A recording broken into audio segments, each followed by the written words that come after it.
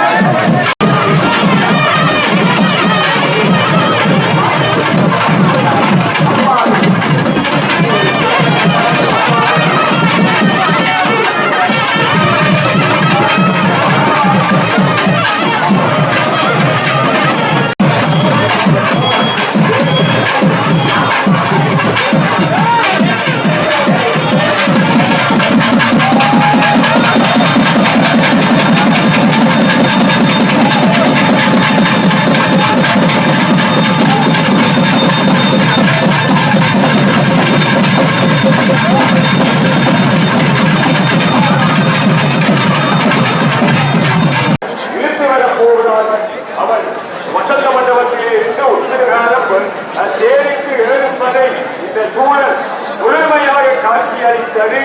ஆகவே ஆமாம் இந்த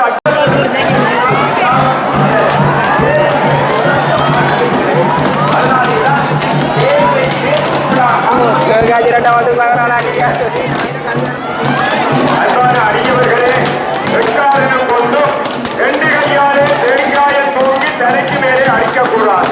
அது வேறொருதான் தலைக்கு மேலே தேங்காய் வைக்கிறது. தயவு செய்து வைக்கப்பட்டிருக்கிற கல்லில ஒரு கையாலே தேங்காயை எடுத்து இன்னொரு தேங்காய் உடையுங்கள். இன்னொரு தேங்காய் வெட்டி சொன்னோம். தயவு செய்து முப்பதாயிரம் முத்துமாரியம்மாளுடைய கோவிலில் தேங்காய் உடைப்பவர்கள் ஒரு கையாலே மட்டும் தேங்காயை எடுத்து இன்னொரு தேங்காயாக உடையுங்கள். தலைக்கு மேலே தேங்காய் கொண்டுமே உடைக்கிறது எங்களுடைய மரபில்லை. இதை சமயம் சொல்லித் தரவில்லை. தயவு செய்து ஒரு கையாலே உடையுங்கள். தேங்காயினுடைய மத்தை மாயாவனம் அல்லையே இன்னொரு தேங்காயாக உடையுங்கள். எங்களுடைய மாவட்ட உணர்த்தம் 9 முன்னாடியே திகழட்டும் என்று சொல்லி உடையுங்கள். தொடர்ந்து தவறு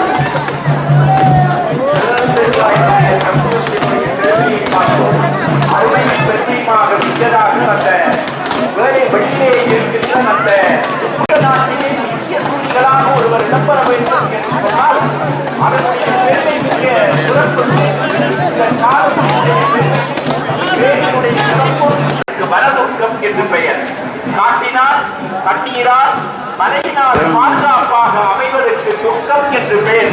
எண்ணெய் சாக்குவது என்ன, அதை கழுவுவது என்ன, அலங்காரம் பண்ணுவது என்ன, ஏன் நாளைய தினம் அந்த தாக்கி கூட போகிறது என்பதனால்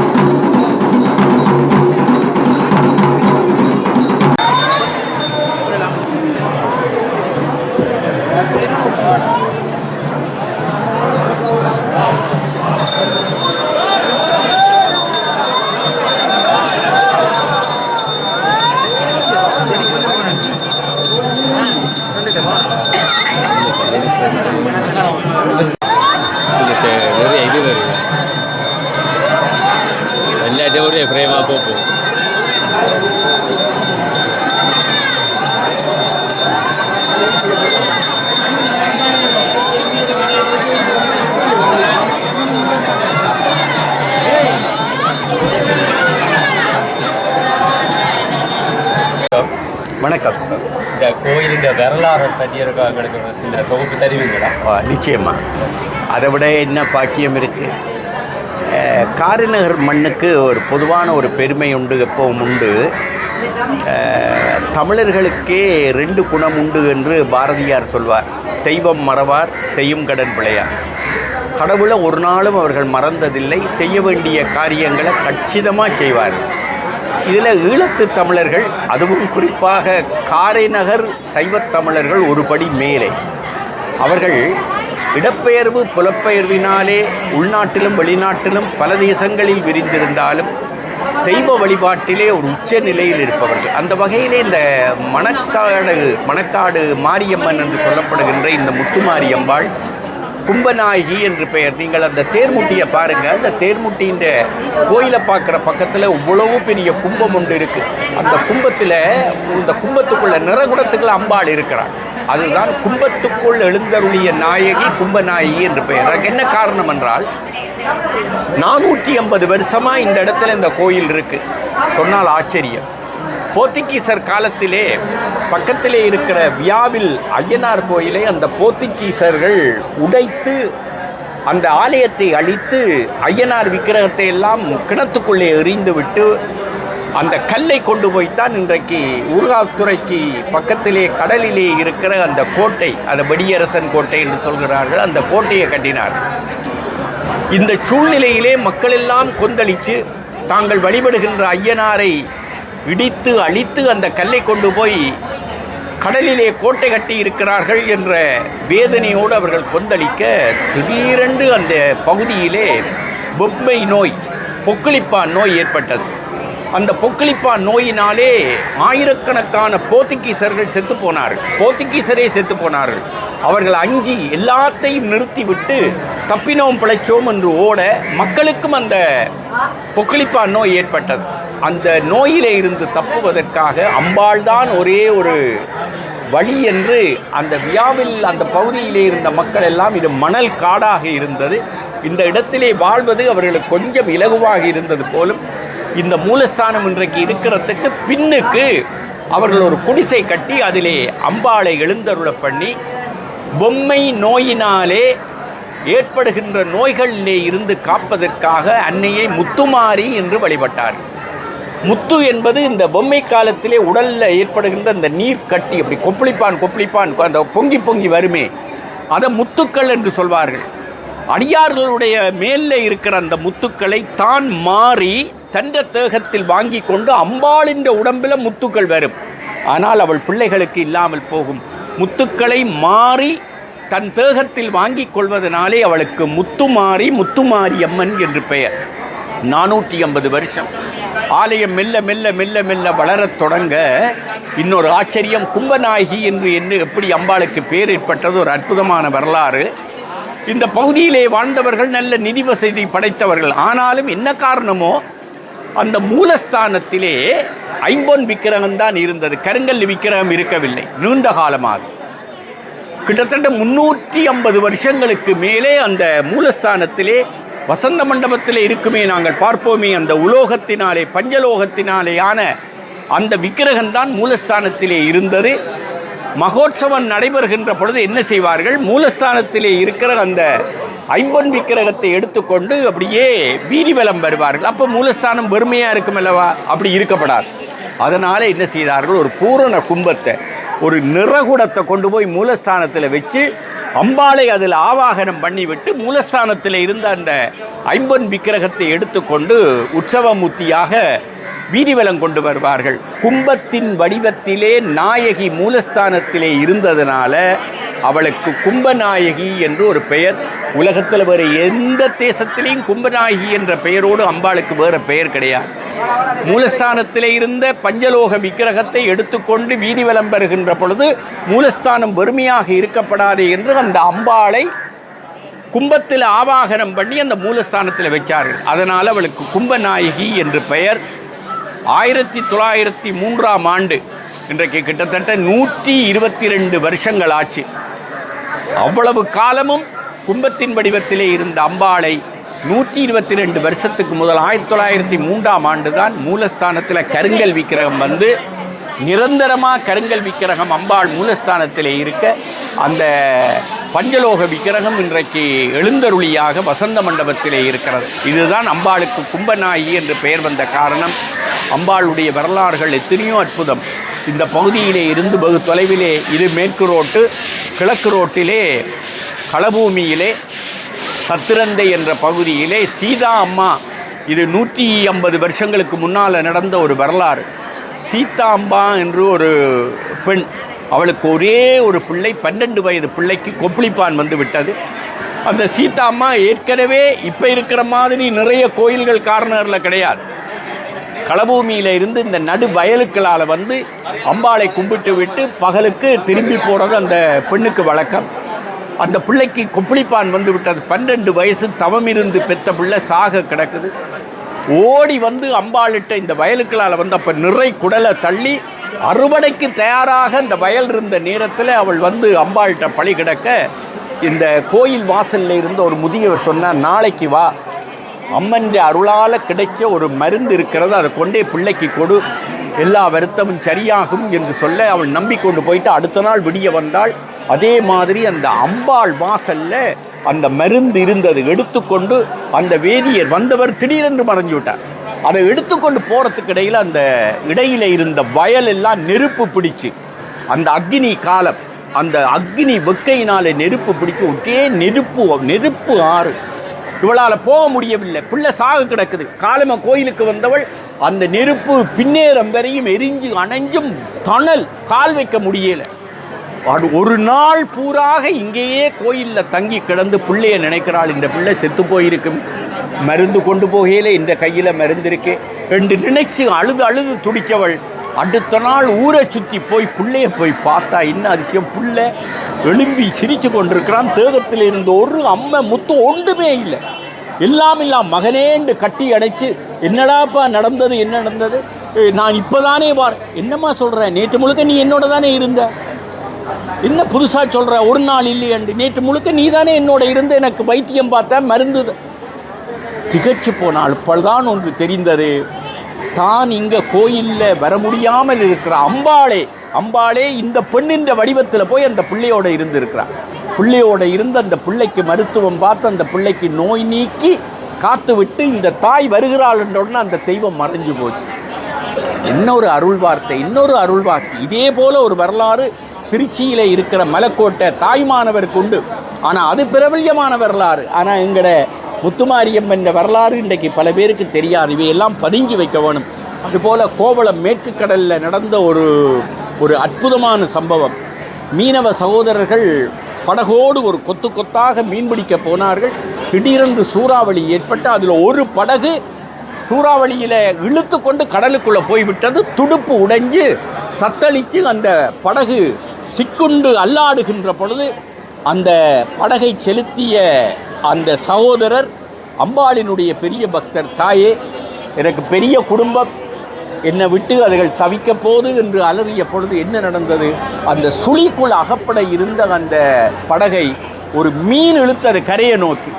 பார்த்தா ஒரு மீன் ஒன்று, ஒரு பெரிய மீன் அந்த படகை இழுத்து கொண்டு போவது போல கரையிலே கொண்டு வந்து கோவளம் வெளிச்ச வீட்டுக்கு பக்கத்தில் இன்றைக்கு நிறைய பாறைகள் இருக்கின்றால் அதுக்கு காரணம் என்னென்று சொன்னால், அந்த இழுத்து கொண்டு வந்த அந்த மீன் அந்த படகை காப்பாற்றி துடுப்பில்லாமல் இருந்த படகை கொண்டு வந்து விட்டுட்டு அந்த அம்பாள் அந்த பாறையில் ஏறி இருந்தால். பார்த்தா இவன் இந்த மீனவர் திகச்சு போனார்.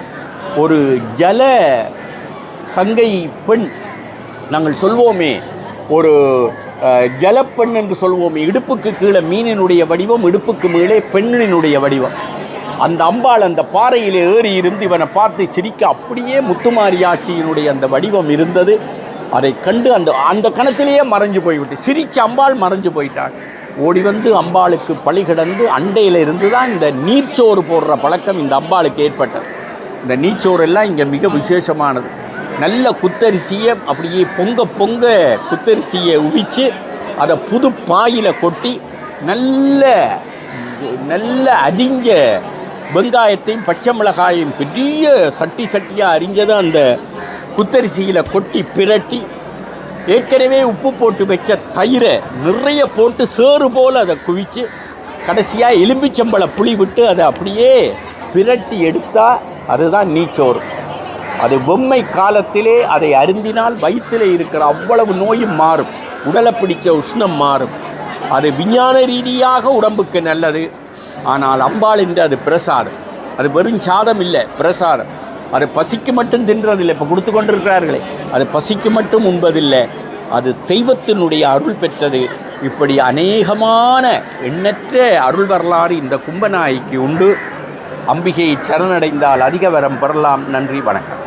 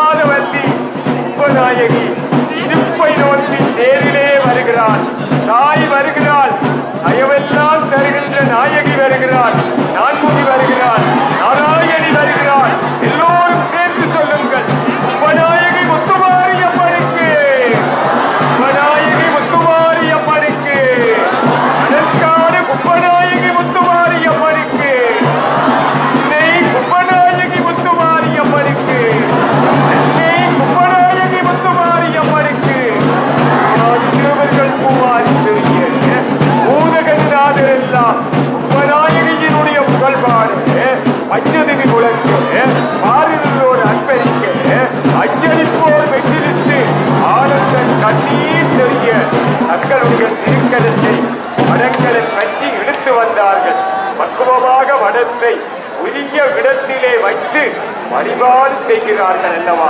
ஆகவே நேரம் 11 மணி 10 நிமிஷம். இந்த அழகான வேளையிலே அற்புதமான